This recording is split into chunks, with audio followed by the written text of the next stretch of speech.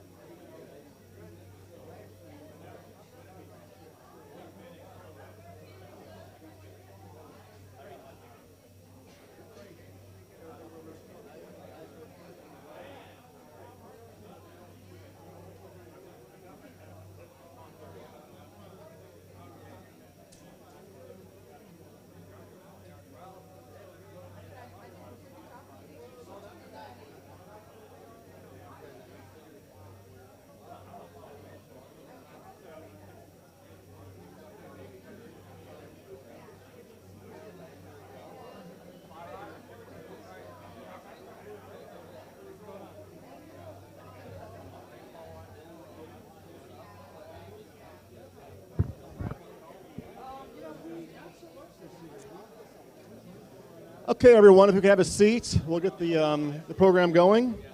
And we're going to have Cindy Cummings come up and do the invocation and the pledge.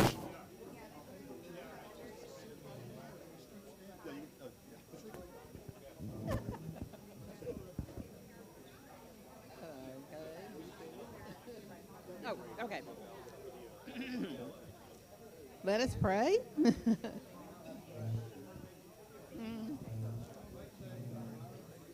May we bow for prayer. Gracious and loving God, thank you for our many gifts and blessings. We pray for those with serious illnesses and difficulties, and we ask that you give them the strength that only you can provide.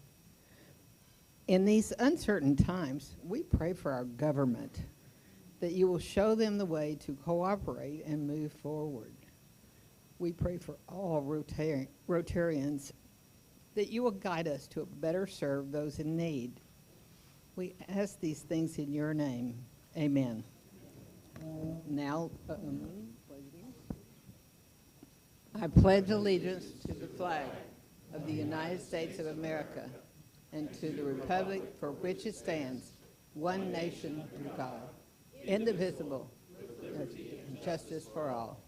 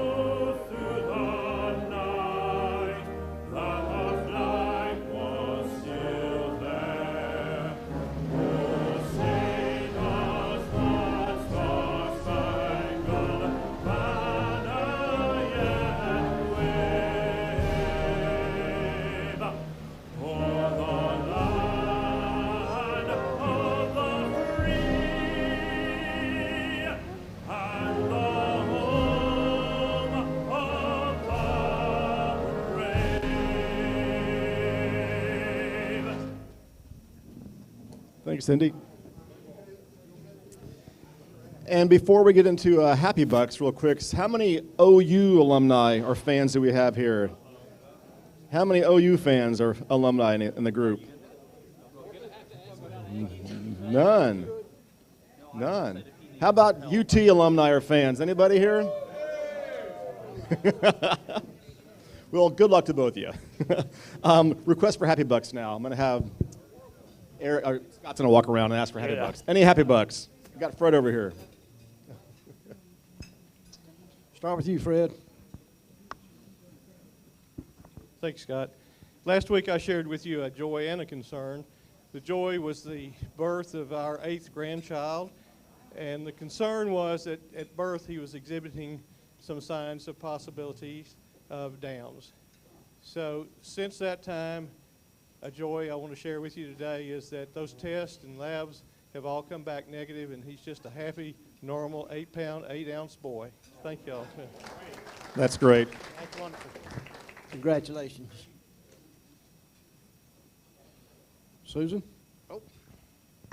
Yes, I have two, actually. One is I'm happy it's 66 degrees. Woo! And fall is here. And the other one is, what was the other one? Oh, my gosh. Oh, yeah. My house that was flooded in February 28th is now fully restored, and I'm actually, all my furniture's back in, and it's even better than ever. So thank you, Jesus. That's great. Congratulations, Susan. Nice. Mark?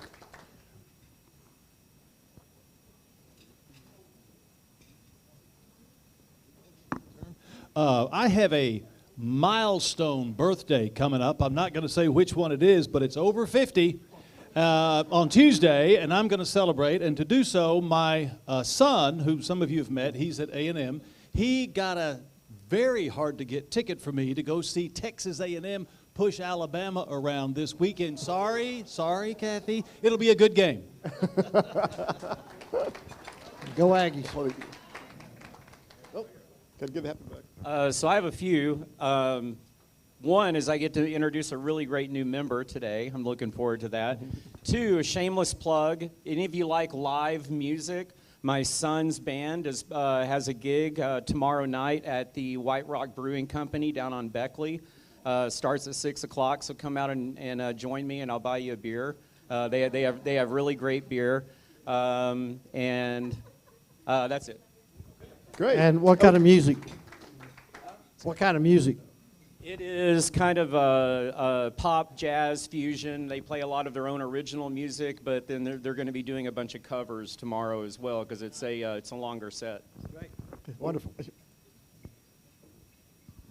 Hello, everyone. Well, I am also celebrating a birthday on Monday, but it's not a milestone, and it is over 50. And my daughter is skipping the game and coming here for my birthday. She also goes to A&M. So. That's great. Woo. Anybody else? Oh, one more.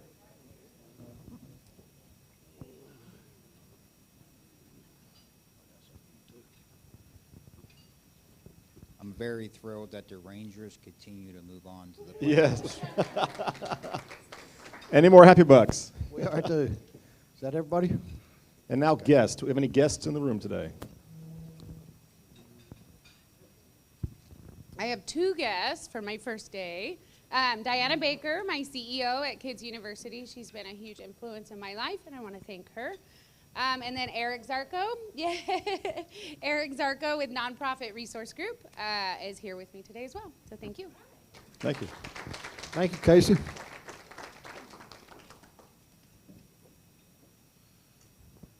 Paul and I have three guests here this morning, or this afternoon, I guess now.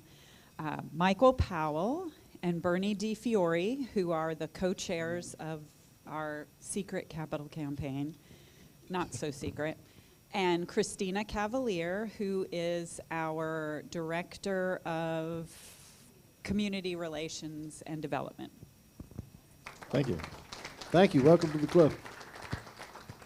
Anybody else? Any more guests? Okay, that's it. Back to you, Jeff. Great. And now I'd like to have Van Oliver come up and speak to the RCPC Foundation.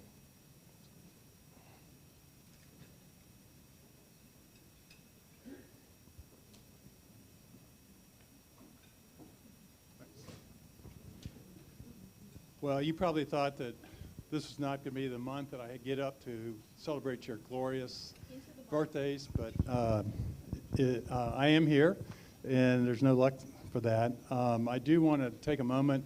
One of the October birthdays that we have to celebrate, and there are 12 of them, which is an important number, is Alan Wynn, and I'm awfully glad that he's here today. He did such a great job, you know, for the parade. So anyway, I'm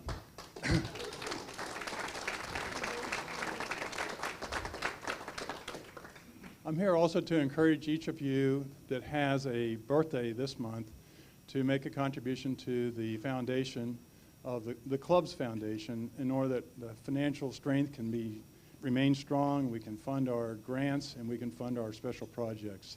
And that's, you can do that easily either online or leave a check with me or with Lori.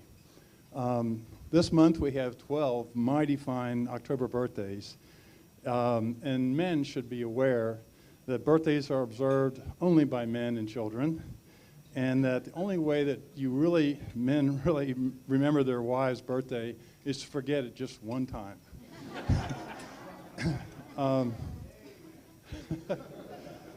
The Zodiac calendar for the October 12th members has two different groups. The first part is the Libras, and I mention those because I don't know a lot about the Zodiac, but I think that if you learn about the Zodiac months, you can have more reasons to be friendly with your members. And the Libras are known for being charming, sincere. They love balance, harmony, and art, and they also are known for being launching new initiatives. And for those who have birthdays near the end of the month, those are Scorpios, and they are known to be loyal, devoted, passionate, great communicators, self-sufficient, and independent. And there's a little bit overlap between those. I mention those, like I said, so that you can have more reasons to get to know your fellow Rotarians. We have a lot of things to celebrate this month in October, and I won't go into all of them, but I got thinking about the October birthdays and the fact that we have 12 of them, and in particular, I was thinking, well, we have a goal of having every birthday member contribute to the foundation, and I was thinking, well, what better way of doing that is if we had a 12th man. And for those that do watch football and do go to A&M or our dear A&M, you will know that the 12th man is a very highly regarded position. And then I got thinking, whoa, Nellie, I noticed we do in fact have a 12th man equivalent who we all know and love, a fellow who has practiced his brand of exuberance, skilled communications, and positive vibes since he was probably 6 months old. Now, he's precocious, but I doubt that he had a voice change at that early age. And the one I'm thinking about is Jeff Brady, who's in our presence. And he, I thought, with a little bit extra 12th man ounce of enthusiasm, commitment, and reason, just his presence here today would allow us all to want to make our contributions, you know, to the foundation.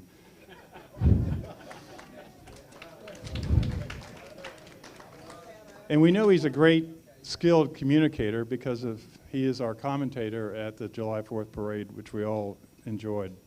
So for all the members, including Jeff and Alan, who have a birthday this month, we express our appreciation and we honor you, and we ask that those that are physically here to stand up and be acknowledged and appreciated.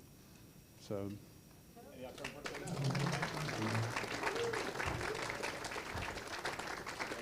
Thank you. Thanks, Van. Ooh, 13. Make those donations. Thank you, Van. And like now to call on Mark KASHAR, come speak to our marketplace advertiser. And he's also going to speak to the ADL walk coming up, too. For our guests, this is where we get to highlight our club advertisers and sponsors that are on the back of our hub. And you'll notice there's 3 spots available, so if you want to become an advertiser, you can talk to Mark NEACE, who surprisingly didn't say anything about the 49ers. That was the third one I chose to kind of just go easy on everybody. Well, today's advertiser is Chris Blackman, who could not be here with us. He's from Longview. And Marilyn Hargrave, where do you think he went to college? Yes. I went to UT, same as Maryland. So he worked in the oil and gas industry and the music industry before he got into real estate. And now he helps all kinds of clients find all kinds of properties. He works tirelessly for the right fit for his clients, and he brings knowledge of the market with strong negotiation skills, whether on the buying or selling side. He was honored as a D-Best real estate agent and top producer in 2018. As of 2018, he was joined by his wife, Diana, in the BLACKMAN group. And before that, Diana, Dallas native, was on the English faculty at SMU for 20-plus years. So they bring the best in service, responsiveness, and energy to those individuals and families with whom they have a pleasure to work. Working with investors is also another important area for the BLACKMAN group. They manage several commercial properties across Texas for the past 10-plus years.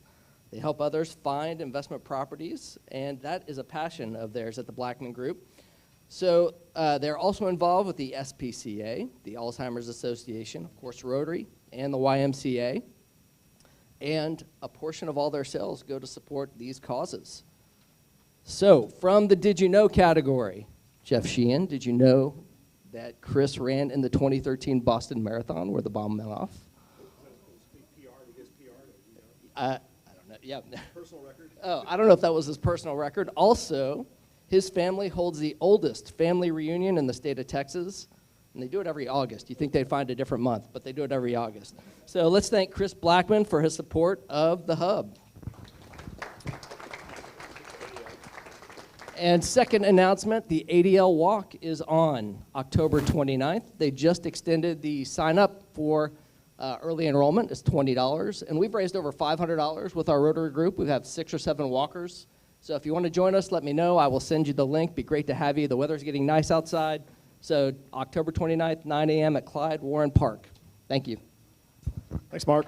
Yeah, join us for that walk. It's going to be a good day, and the weather, and as you know, as Susan said, the weather is just wonderful. But now I'd like to have Susan come up and speak to the North Texas Food Bank.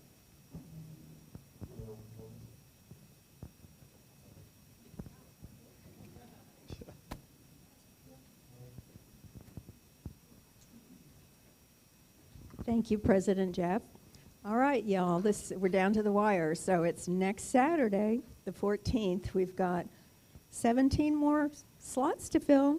I'm about to send out a mass email to my church and all my my servant leaders, but I'd love to have more Rotarians as part of that. It's a lot of fun. It's from 8:30 to 11:30. You can bring your children, 12 years and older. We are dancing and packing to the music. it's a lot of fun. So we hope to see you Saturday. Sign up before next Wednesday. Thank you. Thanks, Susan. And now Mark NEACE. I'd like to have Mark come up and introduce a new member of our club. Thank you, President Jeff. KACEY, could you come up to the front?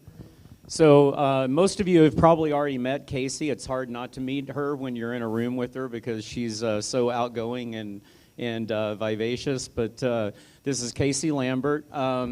We actually first met at a business networking meeting. And when I go around and talk to clubs or talk to the district about public image, one of the things I say is everything is public image. So every time we're out in the public, that's public image for our club.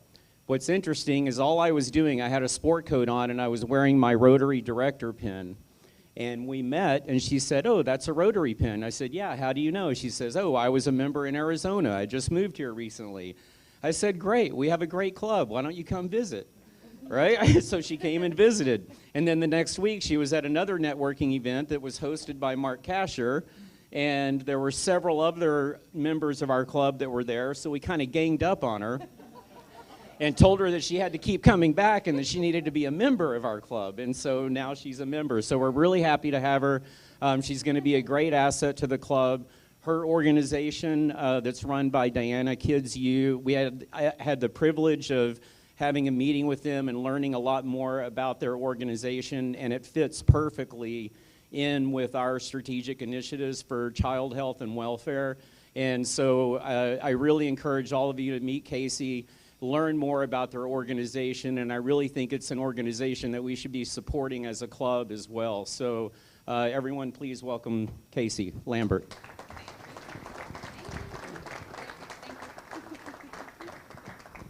KACEY, welcome to the club, absolutely. You're going to be great. Okay, thank you. And now, so couple more announcements real quick.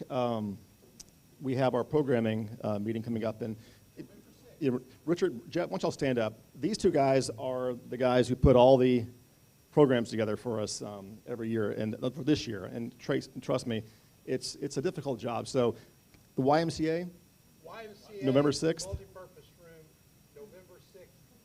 Pizza. Drinks, cold drink. And bring your ideas. We're always looking. We're always looking for good ideas for programs, so come on down. Now I'd like to have Jeff come up, and we're going to draw for the raffle. I think our pot for the raffle is over $2,400. Yes. And so, again, the way it works is we're going to have our guest speaker, Mike, pull a number out of the hat right here. Yeah, pull a number out, and if that number is drawn, whoever has that number gets pull a card from the deck. And if that deck is the ace of spades, then you win half the pot. And the winning number is, drum roll please. The odds are getting much better. 3534. Susan. And I checked, the ace is in this box. Yeah. Yes, we need to check that ticket. Check that ticket.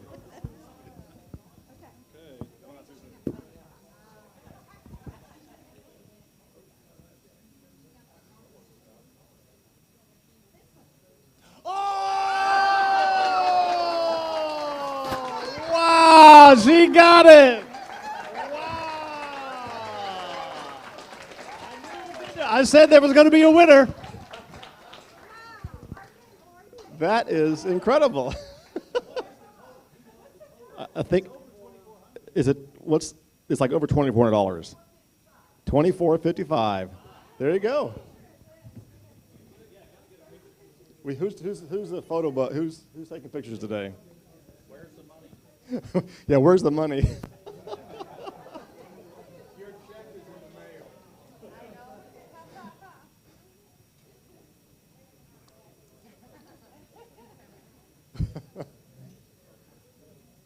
There we go.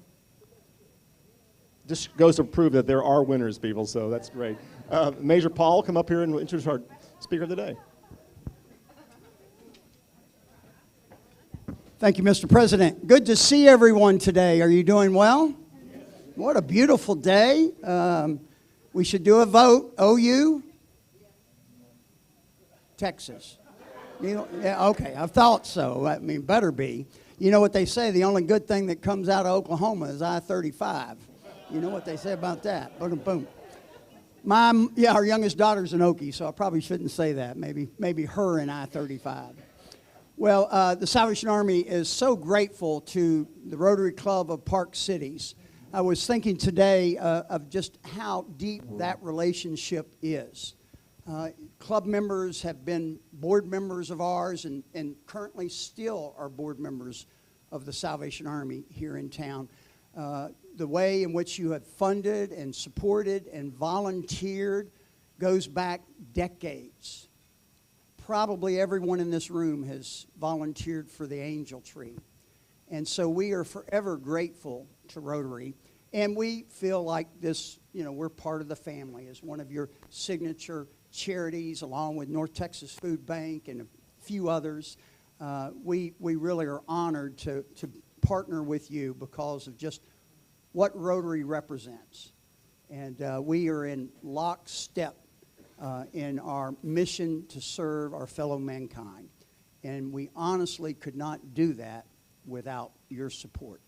Today, we want to share some information with you about a big Texas vision that the Salvation Army has here in Dallas. And we want to do this because you're family. We have not, in fact, Dawn made reference to the worst kept secret in North Texas. We've not gone public with this, and we will at a later date, but that's why we're here to see you, so that you know, even before we do go public with the capital campaign, that you'll know what's going on. And so we wanted to give a little bit of time to share some detailed information and to allow you to have some questions that you might have. I need to introduce a couple people, but first I need to introduce one of my heroes, Orv here. Isn't it great that he joined us today, Colonel Orville Salmon, who will be turning 97 this month. And he drove up from Midlothian to be here with you. That's pretty cool. Yeah. And I don't need to say anything other than that, why he's my hero. Just that classifies him as one. But we're always indebted to Colonel Orv, or as y'all like to call him around here, Orv, in his 30-year membership here at the Rotary Club of Park Cities. And he really has led the way, and we thank God for Colonel each and every day. He really is a hero to us. We'll have a couple board members and one who will be speaking, but we have our co-chairs of our advisory councils, or advisory boards, board of directors that we have that are leading this capital campaign that will come and share. We have Bernie DeFiore here, who is a co-chair, along with Michael Powell. And y'all probably know some. I know I've had a few already when we were planning this saying, oh, I know Michael real well. And we also have our wonderful Community Relations and Development Director, Christina Cavalier. And so they're going to come, share some detail with you, and then save some time for a little bit of Q&A. So come on up, ladies.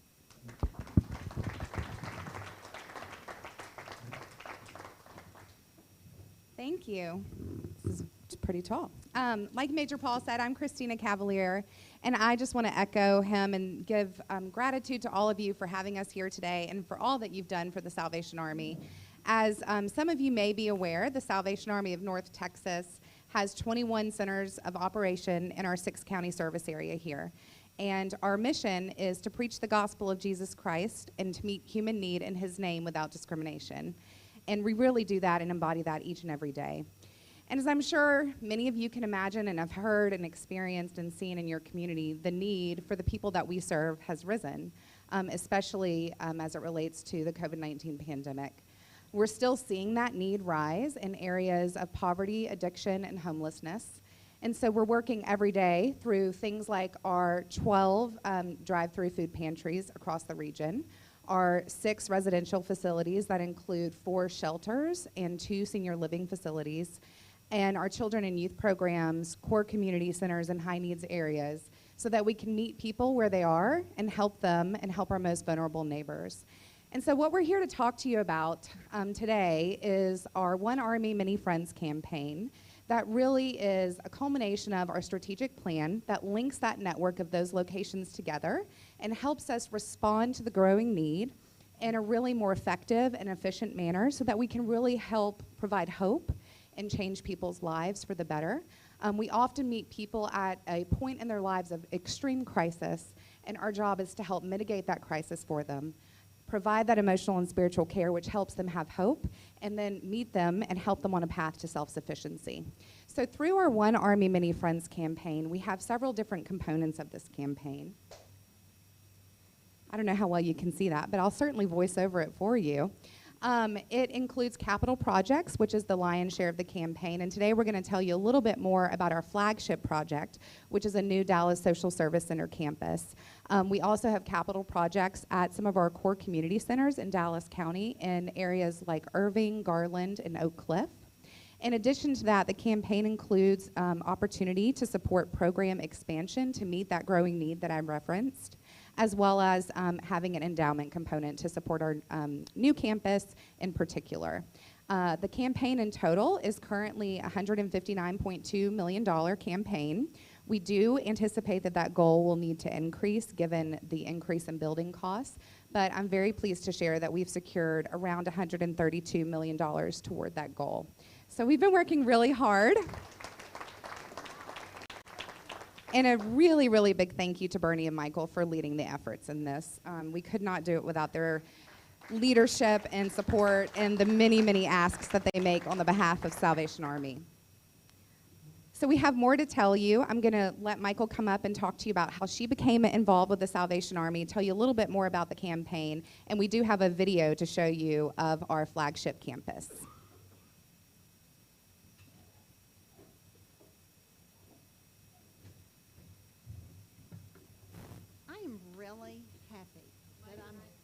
I'm supposed to talk right in. I'm really happy that I'm here today. And the reason is I just really value, I like your patriotism, I like your prayer, I like your obvious friendship, your commitment to volunteer, and I'm really happy to be here. And the other thing is, since I have you as my crowd, with Lee Wagner and Jan as my witness, my family won the Park City's July 4th Parade Best Float 3 times. Isn't that fun? I actually have the ribbons in a photograph on my wall at home. I'm so proud of it. Thank you for what you do for that parade. It celebrates families and patriotism. Speaking of Lee Wagner, I know of this Rotary Club because of Lee and Jan, who are longtime dear friends of my family. And I'm keenly aware of Lee's commitment to this organization and his serving with selfless dedication. And I actually know of the Park Cities Rotary Club because of Lee and Jan, and I'm grateful for what they do through this. I want to echo what the Major said. If you don't hear me say anything else today, hear this. The Salvation Army is honored to partner with the Rotary Club of Park Cities. We value your partnership and we value your support. Thank you. Other than dropping coins in a red kettle at Christmas, I didn't begin volunteering with the Salvation Army until 2005. And interestingly, we just realized this recently, Bernie, who is co-chairing along with me, he began volunteering in 2005 because if you all will recall, there was a disastrous Category 5 hurricane that came in through the Atlantic and hit New Orleans, and many, many residents had to flee for their safety and well-being, and many of them came right here to Dallas, Texas. And the Army responded by taking over Reunion Arena and housing over 500 a night, providing their needs, be it food, clothing, or shelter. And it was during this time that I had the opportunity to witness the hard work, the loving, kind spirit of the Salvation Army and its volunteers. And since this response to Hurricane Katrina in 2005, I've continued to serve in some way with the Army as a volunteer. My husband and I strongly believe in this mission and the tremendous services that the Army provides with no discrimination, meeting the needs of others through ministry. And there was no way better for us to leave a legacy to our children and to their children than investing our time and our resources into making life better for the least of these in our community. The Army is the largest social service provider in this region, and since 2013, the Army began to research and study and develop new strategic plans as to the most effective way to meet the needs of people in our community experiencing poverty, homelessness, and addiction. COVID came and brought, as Christina said, significant increases in the number of those persons that the Army was serving. And along with it came a lot of challenges for shelter-in-place facilities. Research taught us it was time to aggressively renovate our programs, ensuring their relevance, and that the aging buildings must provide for the physical needs of those who sought shelter.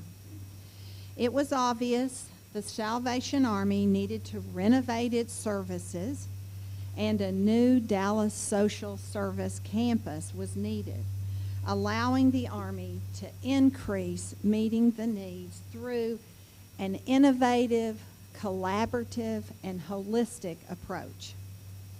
The new campus allows the Army to partner with other nonprofits who will bring specific expertise to our clients, such as Parkland, medical, dental, Metro Care, mental health, Vocal Alcove for child care and education, and DART with transportation to and from the campus. It'll be the first time DART has ever had a station on a private property, and those are just to name a few.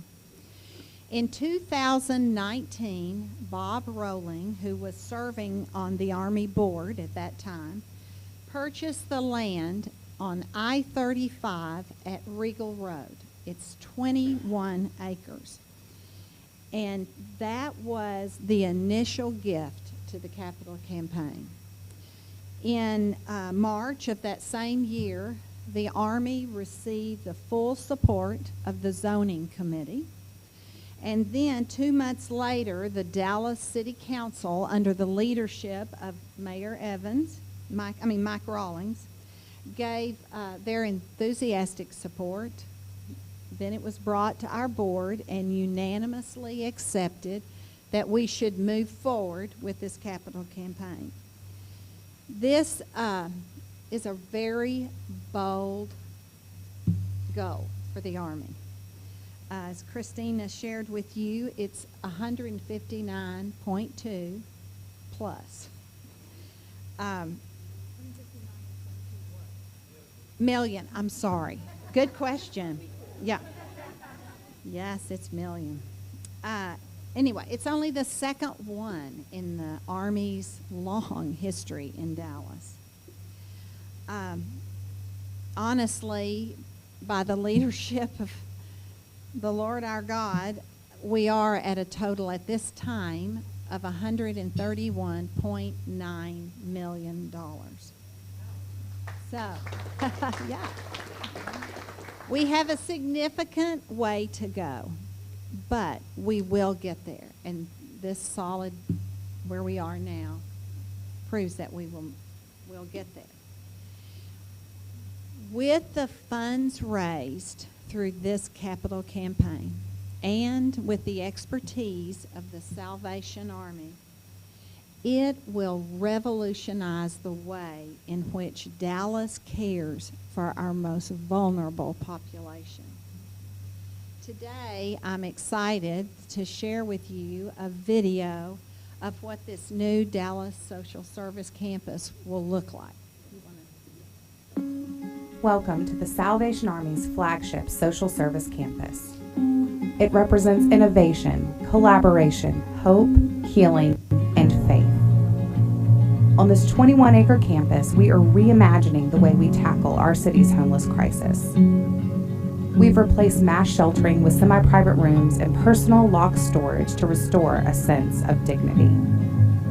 We've created a sanctuary for those impacted by trauma and expanded our victim services programming to include survivors of domestic violence, sex trafficking, and sexual assault. Our addiction recovery services will address a broader range of behavioral and mental health needs. Our supportive living building will have an entire wing just for families who need more time to stabilize as they recover from homelessness. From infants to teenagers, the children on this campus will have greater opportunities due to on-site childcare and after-school programming. While parents receive support and resources to end their homelessness, their children will be cared for in a safe, supportive environment. Nowhere in North Texas will you find a more comprehensive solution to our city's most intractable issues. With 600 program beds and an additional 300 temporary beds during inclement weather, thousands will benefit from our programs and services each year, and nearly 3 times as many will obtain stable housing compared to what we do today. That's over 900 men, women, and children each year who will end their homelessness.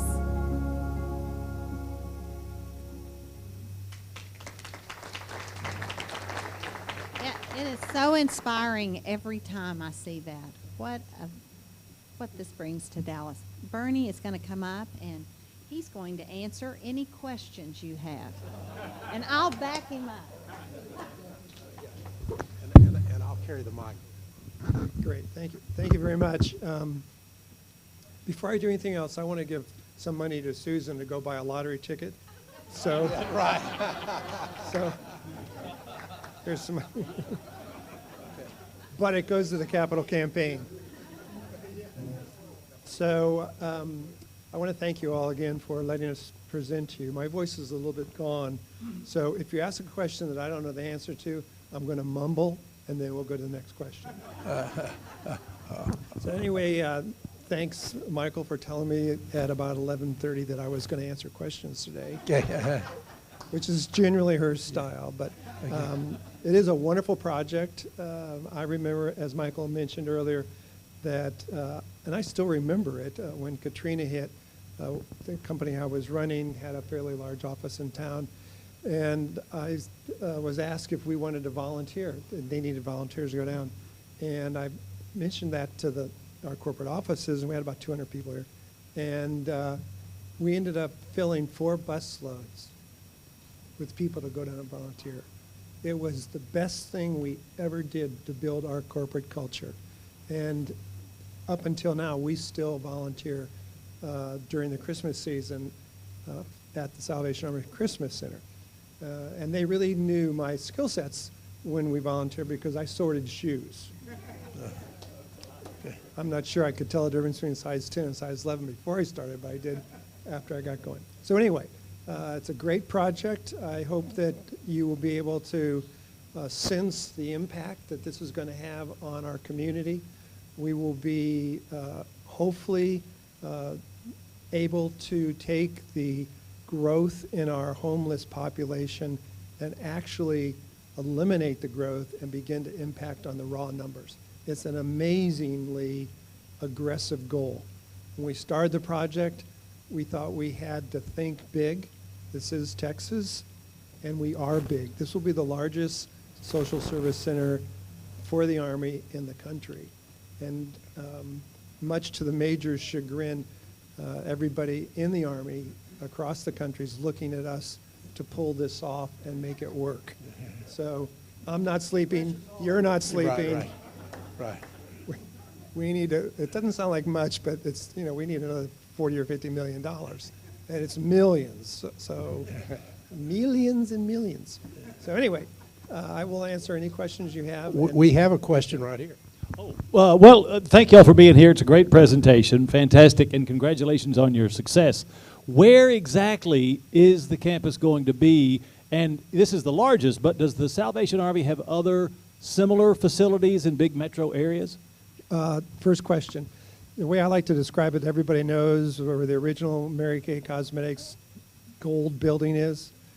Right next to that, there's a 21-acre empty lot, and that's where it'll be. So that puts it in perspective in the community. Mary Kay, where is that? I know where she is now. Whoa. It is on 35, just south of Regal Road, north of Mockingbird, on the east side of the road. Okay? Does everybody got a grip on where that is then? And I've got one question before I bring the mic to it. What happens on Harry Hines? Harry Hines, well, they're all good questions. I won't say that again. Harry Hines and the Salvation Army have their current facility located there where they're dealing with homeless people and other needs of the community, and that is being sold to UT Southwestern. You asked two questions. The second question was, are there other facilities like this that the Army operates in the United States? And there are, and they're not nearly as big. I think one of the things I want to point out to you all, which also meets with your collaborative mission statement, is that this will be very unique in the fact that while we are building the facility and operating most of it, we are collaborating with a number of other organizations that Michael mentioned. This is a huge deal in the fact that the Army, with other community leaders, said, we don't need to be experts in everything. What we do need to do is we do need to find who is the best at this, whatever project it is, and bring them on board. That's why we've got Parkland dealing with healthcare and other organizations, all the way to where DISD will be providing school services for the children that we'll have. I don't know if you got a chance to really see it, but there are a number of buildings on this site. It's not one building, which is another unique position for this facility concept, is that we will be able to provide more, I don't know what the right word is, more crisis-oriented solutions in specific facilities. So we won't be compacting a number of people in one facility.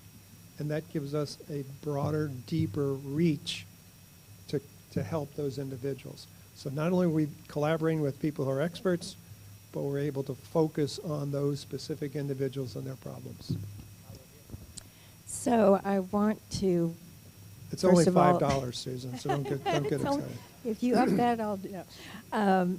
I just want to acknowledge the work that you're doing and the impact that you're having on individuals in our community. I've personally been touched by that. A very close friend of mine in my neighborhood, her son attended, was in your program, your ARC program, for 12 months. And Wow. I was at his graduation. He had, like many people after the pandemic and through it, you know, he fell into depression and alcoholism. And your program absolutely made a huge difference, just a transformation in his life. And I want to acknowledge J. Vance Johnson, JJ, yes, he's amazing, and all that you do, really. I love that you're solution-focused and that you are, it's so needed in our community, every community, but especially Dallas. Thank You know, the homeless population and these mental health issues and addiction issues are growing, unfortunately. So thank you for being a solution. Appreciate you. Thank you. And I think we need to take a moment and remember, And these people are wearing these blue suits. You need to thank them. They're the guys who do the work. So thank them. Got a question here? Okay, Cub.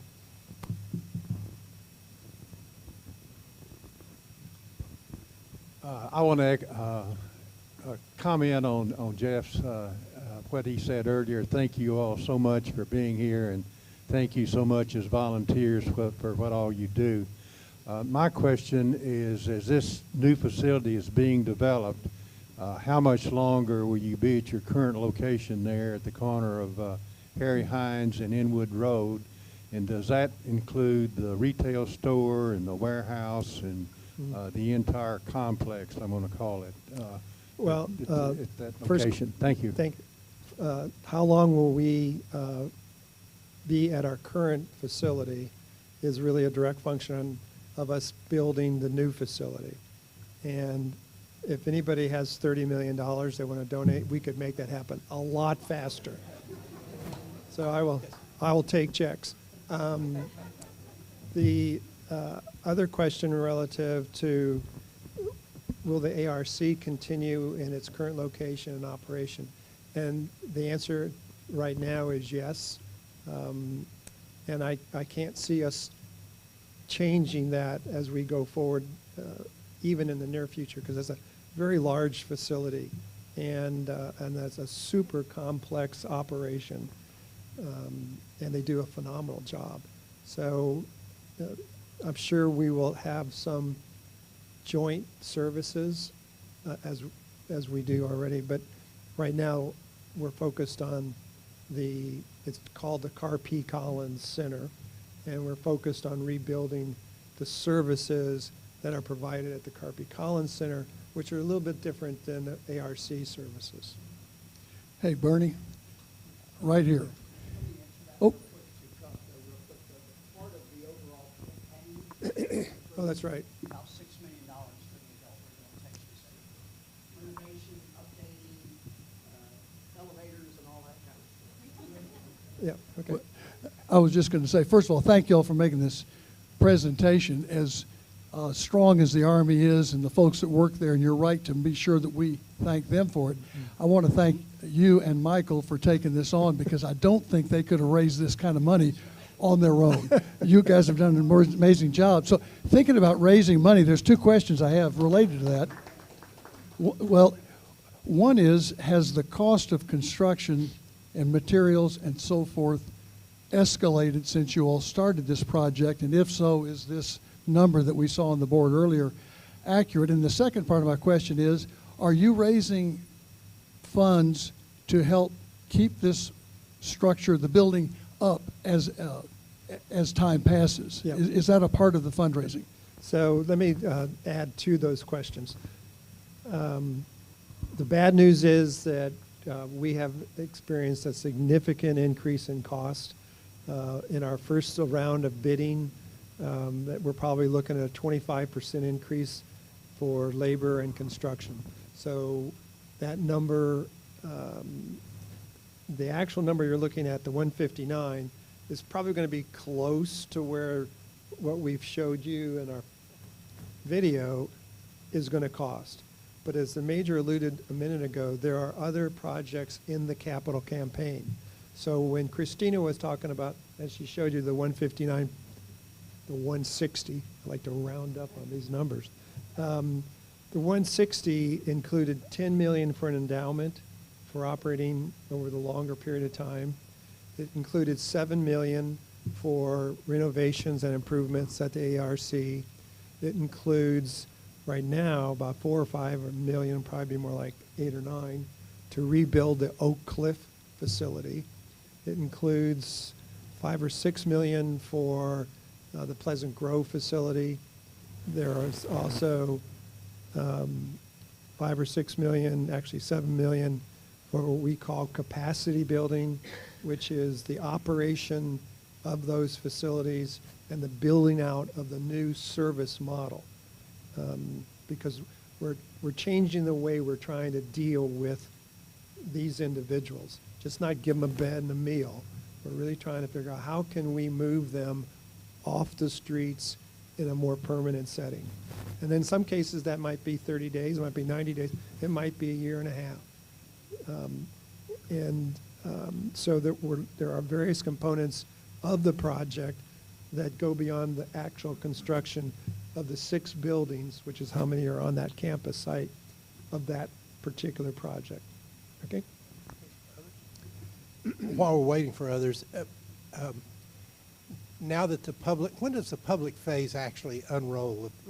You've gone through the private phase. I mean, what's the public time? Soon? Well, that's been a good question. Right now, we're looking at announcing this. You all, this is not a secret, but it's kind of a semi-secret secret. We're really looking at it in this late winter, early spring is when we would actually announce this to the public. This is actually the first public meeting we've had, so you're our trial case. Yep. Oh, no, just one thing. Is it on? Yeah. Only one thing I'd add. Carp Collins is not in great shape. And we were having a meeting in my home one day, and I had an HVAC repairman. And he wanted to talk to me, so I went upstairs. I said, I want to talk to you, but I'm going to be quick.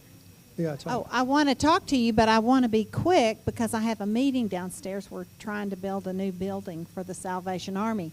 And he said, Carp Collins? And I said, yes. He goes, oh, my gosh, I do their HVAC work. It is falling apart. I'm barely keeping it together. It's urgent.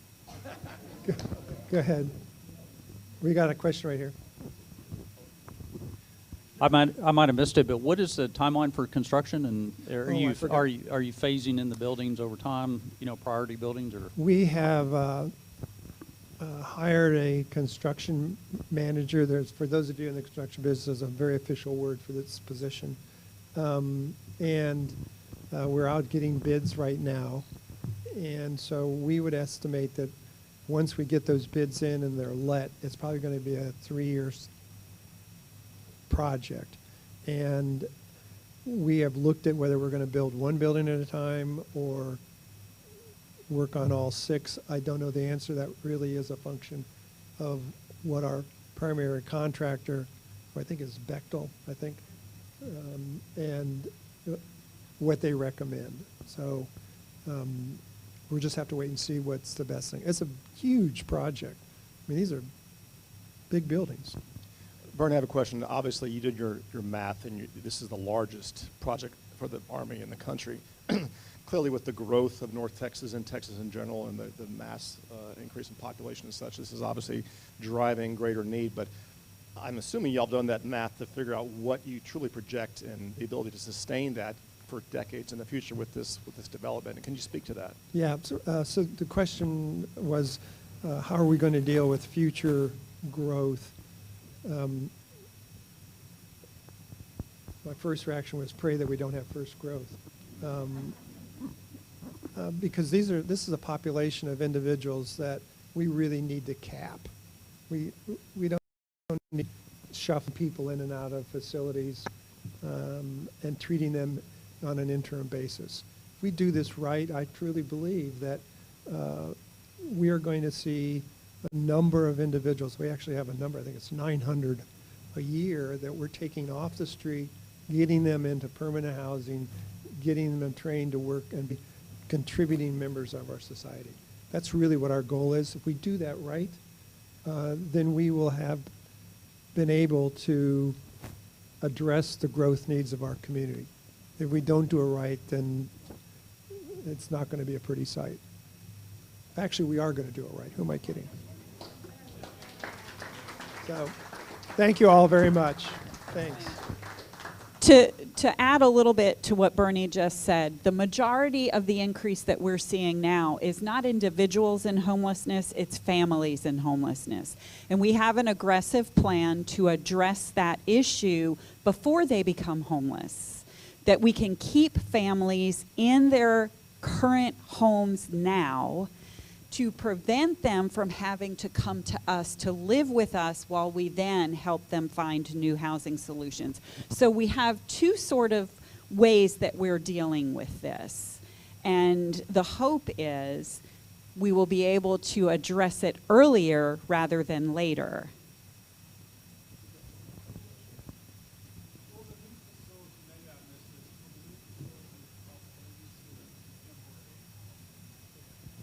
Oh, the question is, will the new facility offer temporary housing? And the answer is yes. We will offer what we would call emergency shelter. I think that's what you're driving at. And we'll actually have more beds available obviously, in the new facility than are available today.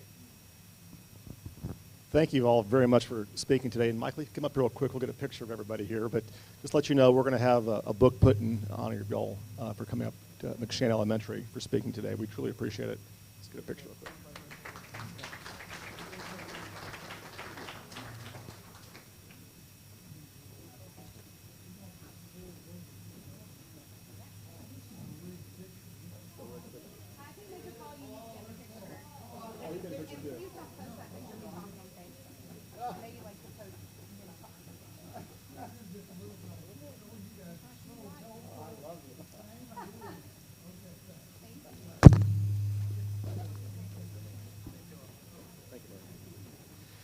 And now I'd like to have KACEY come up to the podium KACEY, do the four-way test.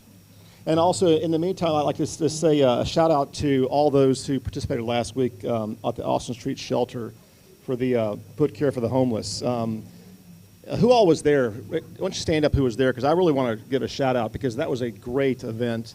I will tell you, we served about 125 people, and Holly did a great job in putting that together. And if you haven't had a chance to do it last year or this year, it was very, very touching. There was one individual there, I promise you, everyone, it would just rip your heart out. You don't realize just having a pair of shoes and just having your health.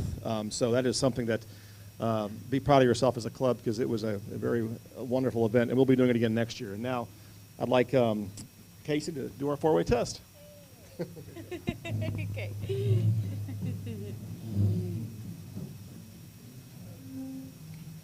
Is it the truth? Or first, is it the truth?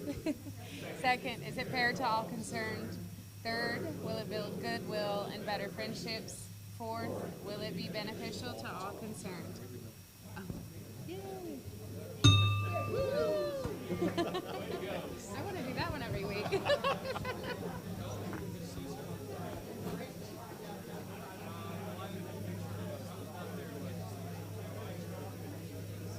Oh, yeah, okay. Hey, KACEY, let's get a picture of us.